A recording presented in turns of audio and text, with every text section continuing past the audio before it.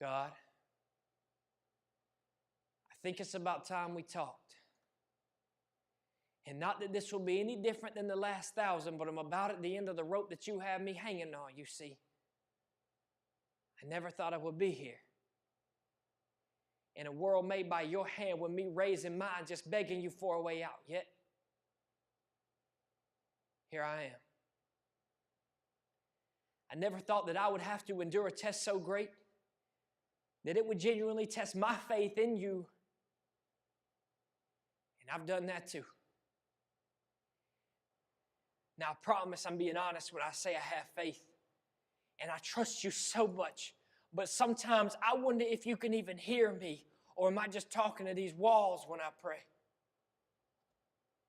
Every room I'm in, my sin sits in the background as a cold reminder that the storm is louder than you are, and I'm in the valley of the shadow of death, but I'm not walking. I have a permanent residence here, so I call on your rod and your staff just to comfort my fear, but it's evident to me you're not done with me yet because for some reason, I'm still here. I just never thought I would be. Then again, you never promised that this would be easy. You promised a long life full of sorrow and somehow expect me not to worry about tomorrow, like tomorrow will take care of itself, or what if I don't want to be here when it does? I don't doubt you. I just fear what I don't understand, but then again, I was never meant to. Case in point, I am only man, flesh and bones, designed in your image, but never designed to reach your intelligence. But if I could just reach the garment of that robe, maybe this pain would become irrelevant. I've asked you why so many times. Maybe I wore that line out. Or maybe it's just taking you a few extra days to close this lion's mouth. I believe angels are on their way, but while I wait, I'm crying out. Because I never read once where you said fear and angst is what my life's about, so I'll wait. Sometimes impatiently. But when Satan knocks and says, hey to me, I'll stand faithfully, look him in his face and say, I serve a God who will crush you at my feet. And if only for the moment he flees, at least for the moment I'll have peace. Maybe this is just my cross to bear. But I thought when I said I loved you, it meant it was ours to share. And I know it's no secret to you, but God, I'm scared. And I know that you've heard every word that I've said, but there's one thing I'd like to stress.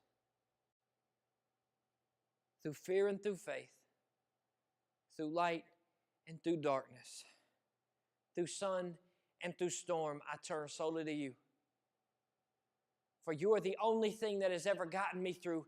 And for that, I'm forever grateful. I just want to hear that I was a servant, one good and one faithful. And in order for me to hear those words, I need you to help me. Please, help me. My child, for starters, that is no rope you're hanging on. That is my hand. And I promise I will never let you go from the moment I put the breath of life into your soul until the moment I call you home. That promise stands. Now you say you have faith and you trust me so much, but sometimes the storm is louder than I am. It just so happens that I am the I am. And when the storm raged, it was my hands that calmed the tides. You fear what you cannot see, while it was I who healed the blind. You fear the thoughts you think. It was I who created your mind. You don't think I can save you from this place. I took a murderer and I made him one of mine, so what makes you any different? You see, when it comes to loving you, I don't take days off. I don't rest so that you can rest in my peace. That's a piece of me that lives in you. And you are on a path that will be found by a very few, and I need them to see me. And sometimes that means putting my people to use. So you ask me why? Take a look at where you are right now.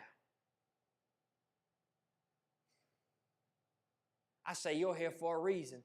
You would hesitate and say it probably is. Yes, change comes by my hand, but please don't forget who the body is. Satan, he will feed you lies. Give you 2 pieces of bread and call it lunch meat. But remember, you serve a God who took a few pieces of bread and let a bunch eat. Mountains tremble when I speak. So what makes you think the one you're climbing is not at the mercy of my tongue? Every battle you're facing, I already have won. I gave you free will, but if you don't think I'll push you in my direction, oh well, ask Jonah about that one.